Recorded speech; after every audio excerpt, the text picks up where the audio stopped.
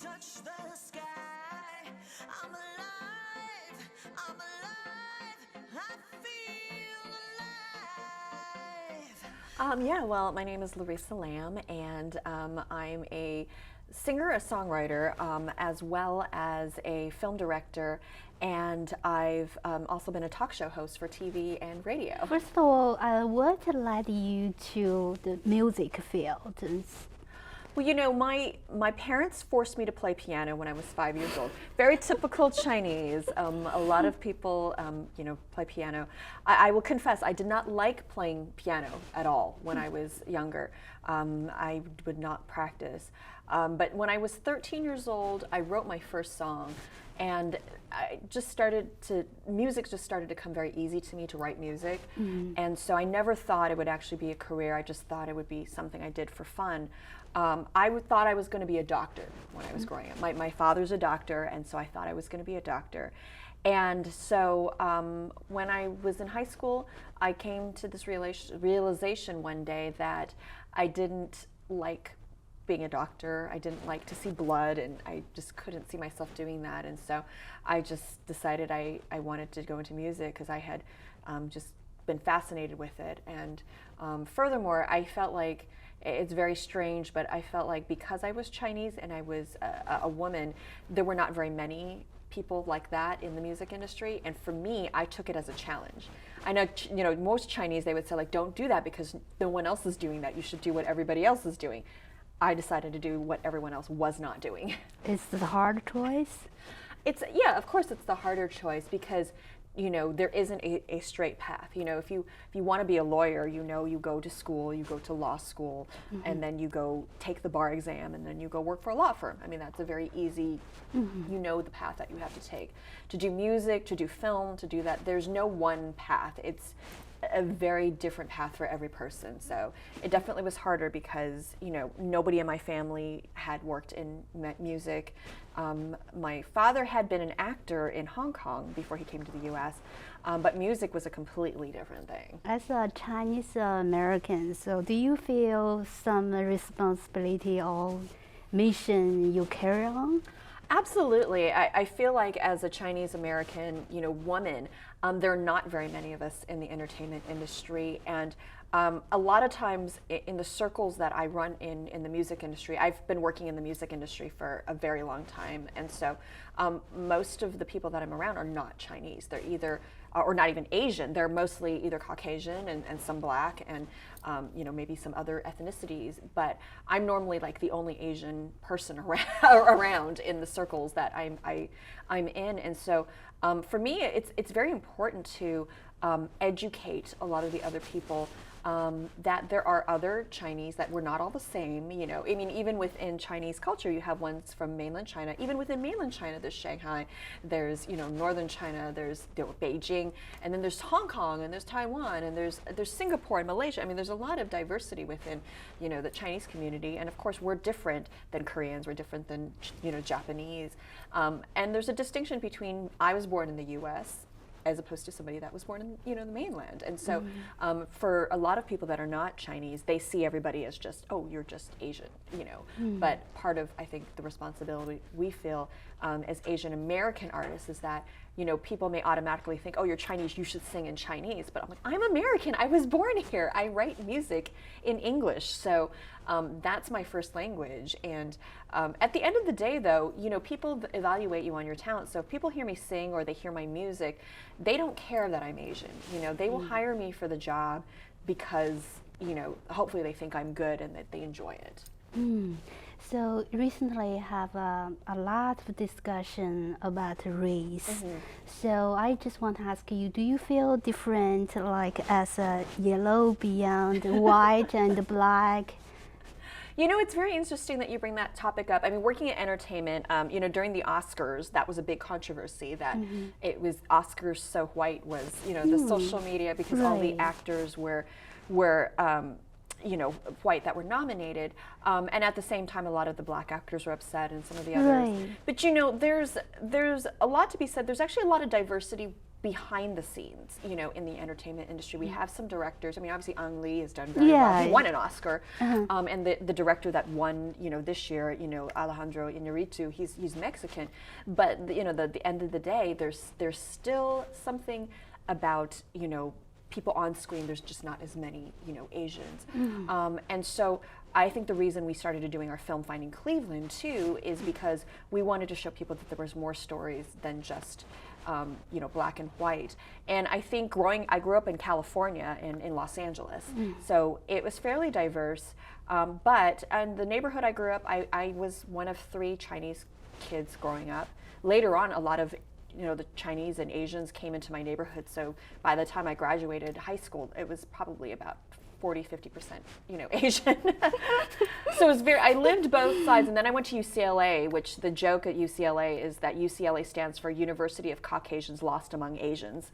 And so the fact that I won an award, it obviously it wasn't because of my race, it was because of the quality of the music that was what mattered, and I was recognized for that, and that made me very happy and proud, because I think sometimes when people see that you're Chinese, they just think you're supposed to be in this box or that box, and it's like, well, you can only do Chinese music because you're Chinese, or well, you shouldn't be singing dance music because you're not Caucasian, or you shouldn't be singing R&B and jazz because you're not black. I mean, so for me, I'm all about breaking down stereotypes and expectations, because I don't feel like there should be any borders to what I do. Did you expect that award? And you feel surprised? I was very surprised, because there were a lot of very talented, musicians, and in some other categories, some of the major categories, there was like best movie song, like Diane Warren, who wrote the song with Lady Gaga. They won the song in that. They didn't win the Oscars, which they should have won. They got robbed, but they won in that award ceremony. So here Diane Warren is in Lady Gaga. They're both very famous and very successful. They won an award earlier in a different category, and so there was a lot of very talented musicians and artists in that room, because to be nominated, it was such an honor, and so to actually win, I did not expect it at all. So it was.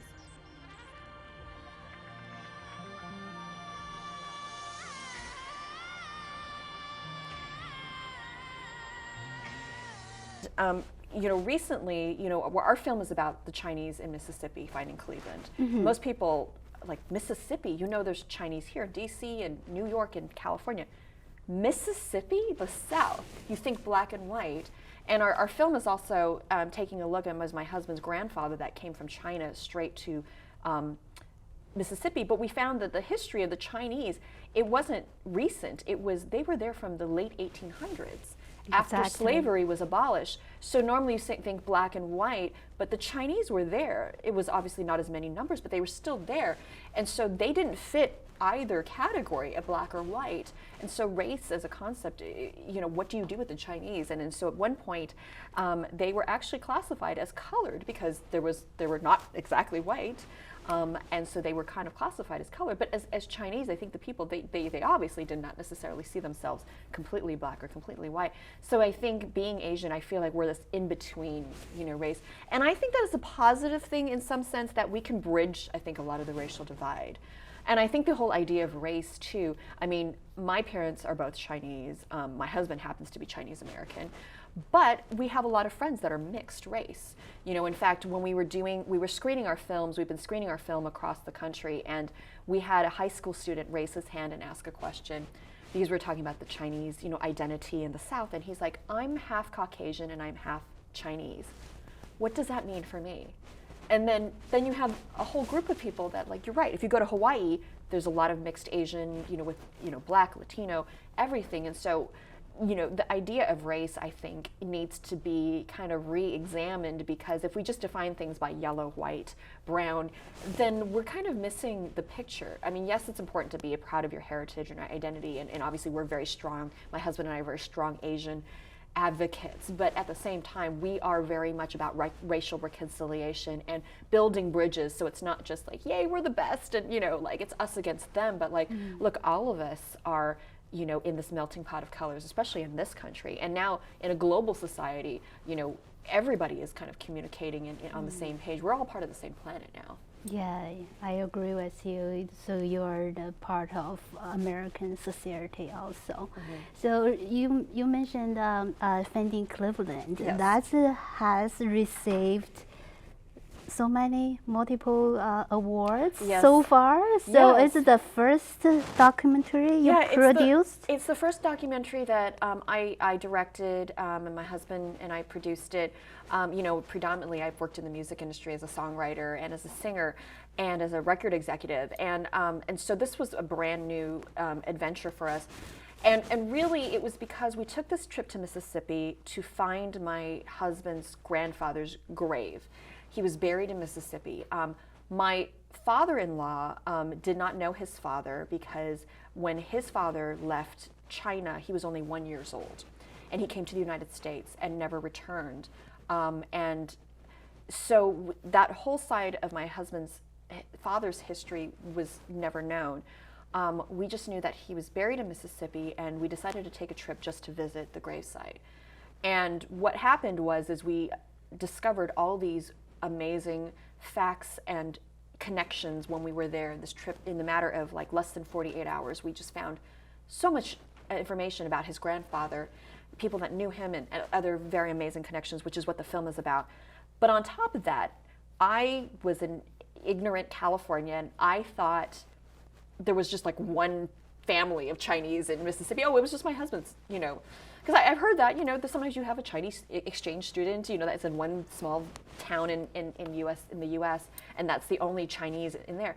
But then we uncovered there was dozens and hundreds of families that were in the Mississippi Delta that opened grocery stores, that they initially came over to work on plantations to replace the slave labor. Then they progressed to being the grocery store owners, and they were a very integral part of society, and they were serving both the black community and the white community in the midst of, you know, post-Civil War, pre-Civil Rights. So we're talking segregation here, and the Chinese were there in the Deep South, and most people don't know about it. And so because it's not in our history books, and you don't see it on TV, and you just don't see it on movies or in the news, we really felt compelled that we needed to make a documentary out of the story that we discovered there. Winning the best documentary, beside the content, could you please share some techniques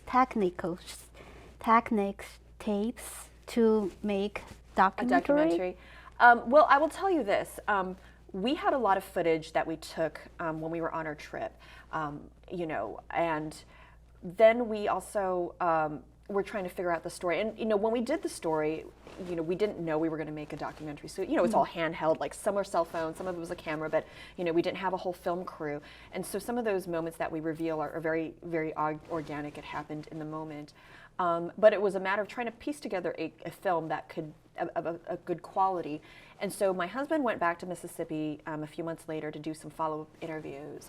And so, you know, definitely he, you know, framed everybody correctly and, you know, got some great stories out of them. But when we went to the editing room, the most difficult part was trying to tell a concise story that was focused. And I think for me, what I see in a lot of documentaries is I think a lot of times people think like, well, you just have somebody talking and you have some good shots of, you know, the surroundings, and that's a good documentary. But I think the same elements for a story as you would put in a script, I think is important in a documentary. Not every documentary is going to be a story. Some of them are going to be more about a character or something else, or you know, an issue. But still, I think you have to tell. I'm a type of person that likes a beginning, a middle, and an end. And so, with the way I approached my documentary, I wanted there to be a mystery about it, a beginning, and then it's like a mystery story. Basically, is we have this mystery of who is Casey Liu, that's my husband's grandfather. Who was this man? We know nothing about him. And so the story is about like finding out who he is. And the other part of the other story was my father-in-law like not knowing anything and thinking he was abandoned and not being very, you know, happy. And so it's like, where does Charles Chu, that's my father-in-law, like what happens to him? This is his journey in finding out who Casey Liu is, and you know Because the early Chinese people had to go through all these struggles that we never had to go through, it allowed our generation to have this freedom that they were only able to dream about. you know, the middle part is we find the information, and of course the last part is like kind of the revelation, like, oh, Casey Liu isn't who we thought he was.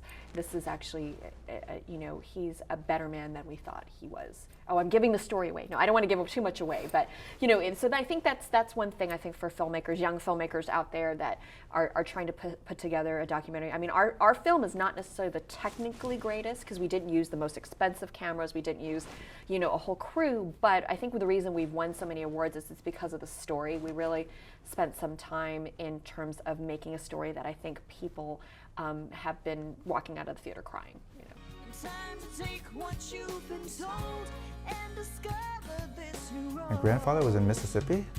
What happened there?